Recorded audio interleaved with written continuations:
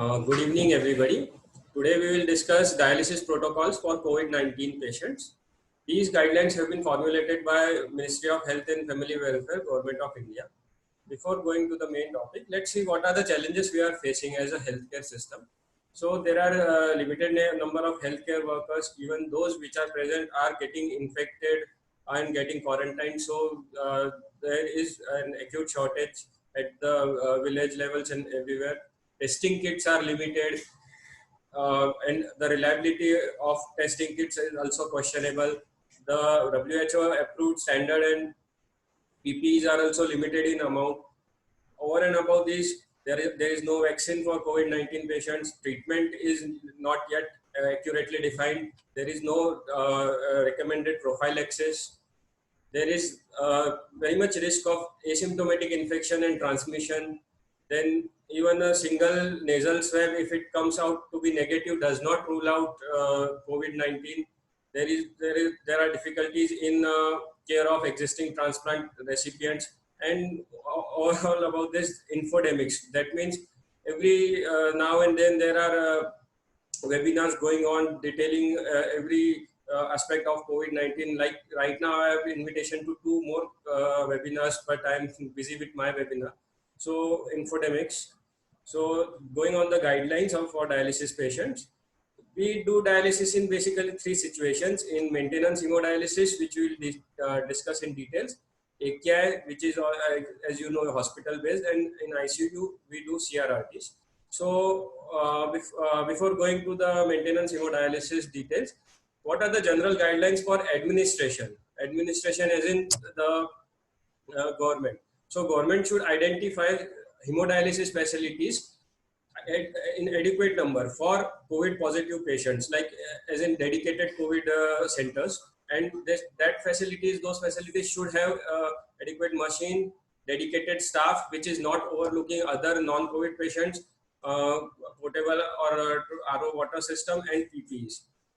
As you know, dialysis patients come from home and to the center for dialysis, but due to lockdown and due to the shutdown of all public transport systems, people are unable to come and visit hospitals for dialysis. This is also causing an increased rate of morbidity in these patients. So government should arrange for movements of these patients in ambulances to and fro from the dialysis centers. And one more thing, that in dialysis machines, we require dialysis consumables like cartridge, tubings, erythropoietin injections. So there is acute shortage of these consumables also. So government should allow service providers to provide these consumables and allow the transport of these consumables from the warehouses to the dialysis centers. There are general guidelines for dialysis units also, like adequate medical supplies, which we discussed. It is not just the responsibility of the government, but also responsibility of the dialysis centers to have adequate stockage of the medical supplies in hand beforehand. Then signboards should be posted in local languages in the dialysis centers, so as to create an awareness about COVID-19. Signboards like this, having details about the presentation of COVID, like fever, cough, malaise, which patient, relative, and the dialysis staff or hospital staff reads and understands, how we diagnose and what is the available treatment. So such posters should be kept there in the dialysis units and everywhere in the hospitals, so as to create awareness.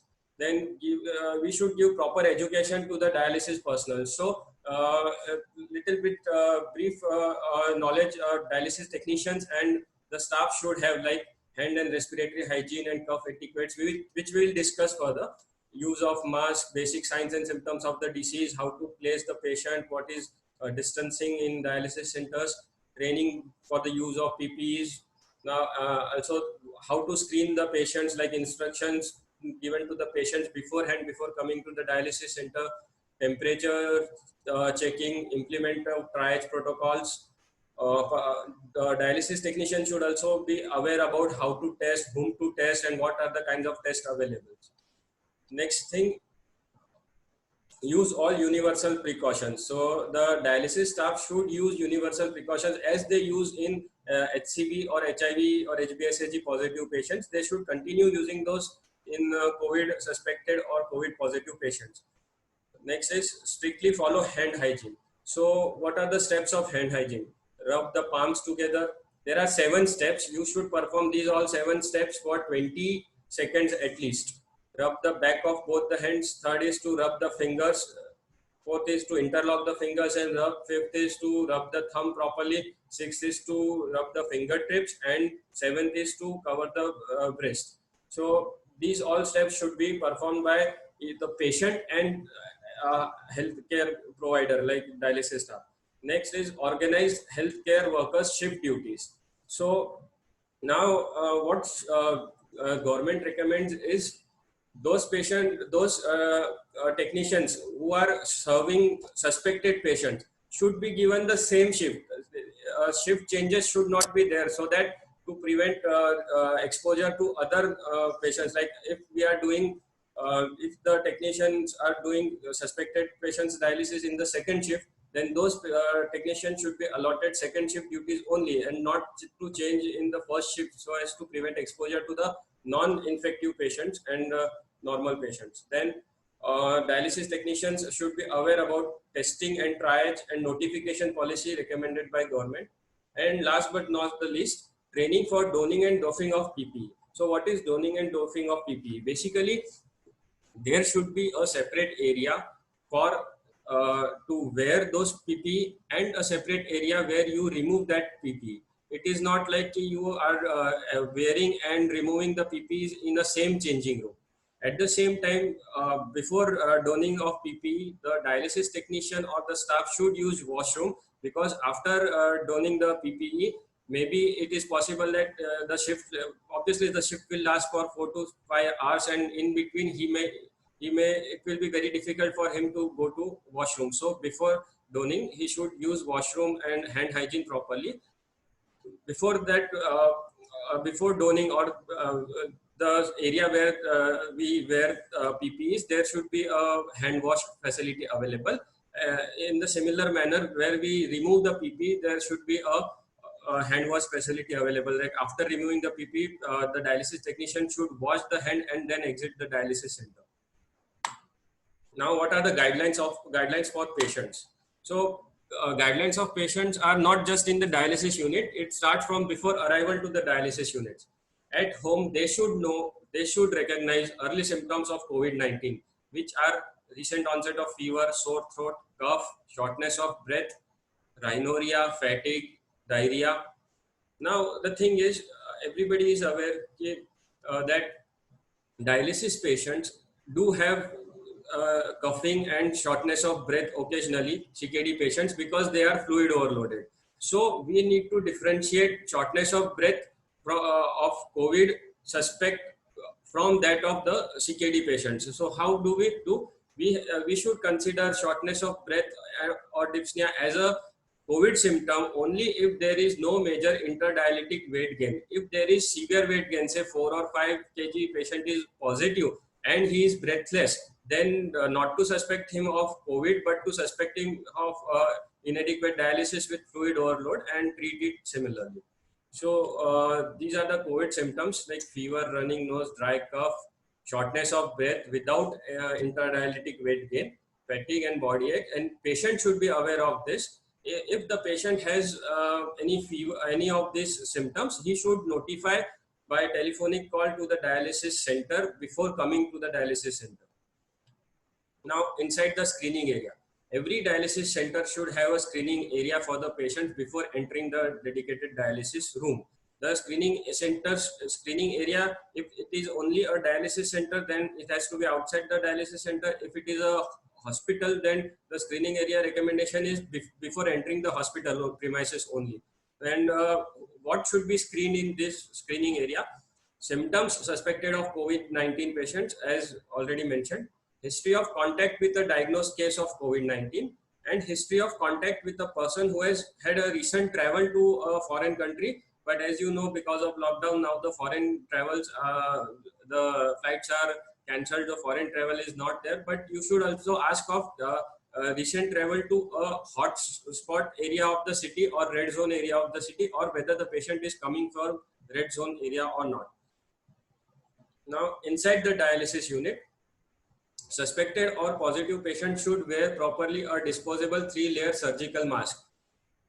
Now, here, uh, as such, our Prime Minister has said that cloth masks are okay, but that is for common public. In the dialysis center, all the hospitals have at least this much resources to have and afford 3-layer surgical mask. I'm not talking about N95 mask, but every patient should wear and staff should wear 3-layered surgical mask, symptomatic or if he's symptomatic or not. Patient should wash hand with soap and water for at least 20 seconds. How to do that thing we already mentioned. If soap and water are not readily available, then hand sanitizer should be used.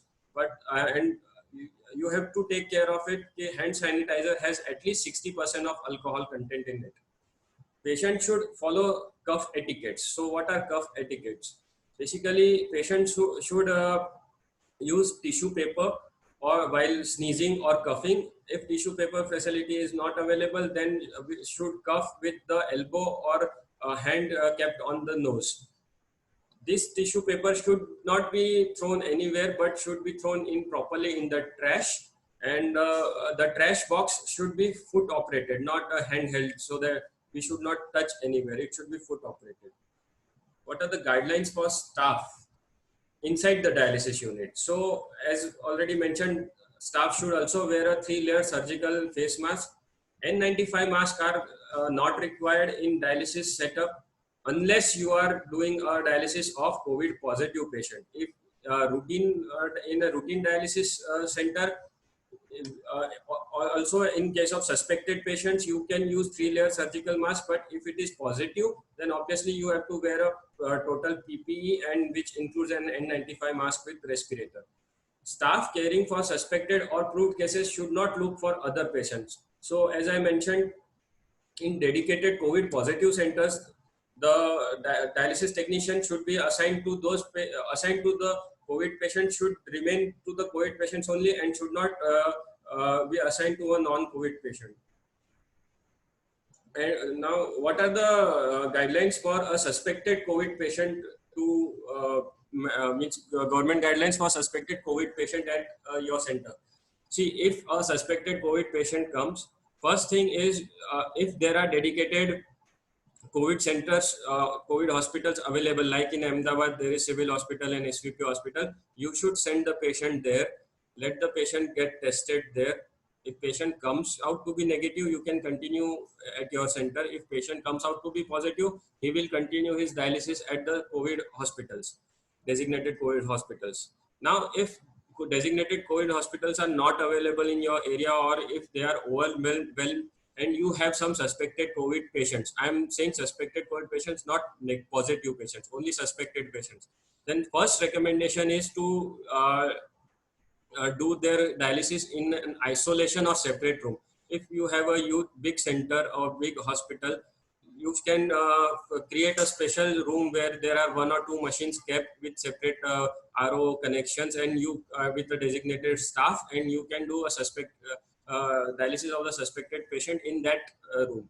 If such big setup is not available, if you need to keep you are means bound to keep that patient in your own setup only, then recommendation is to do the dialysis in second shift or the last shift of the day, not to take him in the first shift. But now sometimes it may happen that there are more number of patients and your center is also overwhelmed, uh, the shifts are full, and you need to take the patients in both the shifts or all the shifts. So what at max you can do is what government recommends it, you can at least keep 2 meter distance from the from other patients. You can do the dialysis of the patient at row's end, means if there are 5 machines, that shift the fifth machine at some distant place and do a dialysis, so as to keep at least 2 meter distance from other uh, dialysis machines or dialysis stations.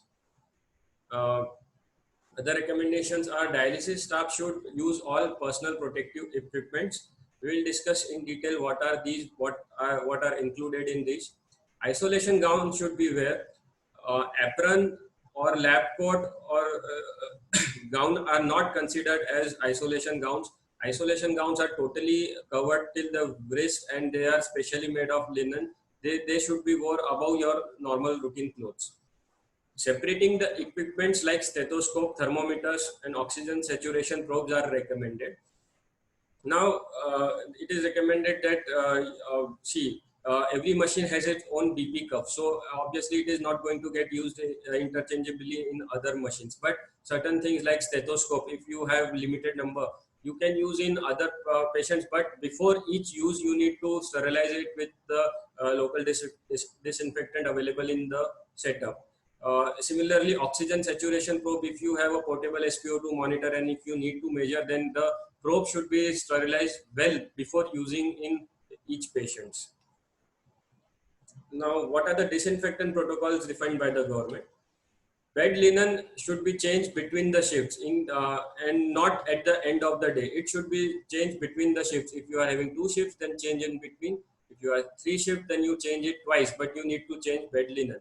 And gowns should be placed in dedicated container for disposal. Now, this bed linen should not be removed and placed anywhere on the floor.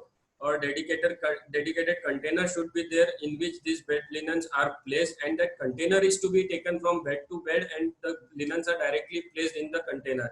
It should not be there that you are putting a container at the end of a room and you are bringing the linens from each bed and placing it in the container, so as to prevent the contact of those infected linens with other areas of the dialysis unit. Cloth gown should be soaked in 1% sodium hypochlorite solution for 20 minutes is what is recommended. It is recommended that you may have any solution, but solution should have either of these contents: sodium hypochlorite or alcohol, which is minimum 60%, formaldehyde or glutaraldehyde. Government has recommended this method of preparing a bleaching solution. Like you take 1 liter of Medchlor and mix it with 9 liter waters. This solution can be used for 24 hours. This is bleaching solution. Or if this Medchlor is not available at your place, then you can also use 10 grams household bleaching powder mixed with 1 liter of water and use it as a bleaching solution for 24 hours. Dialysis of COVID, this was all about maintenance hemodialysis patients. Now, before going to AKI, I need to mention one thing. There are no such recommendations as to test each and every patient coming for dialysis for COVID-19, even if they are asymptomatic.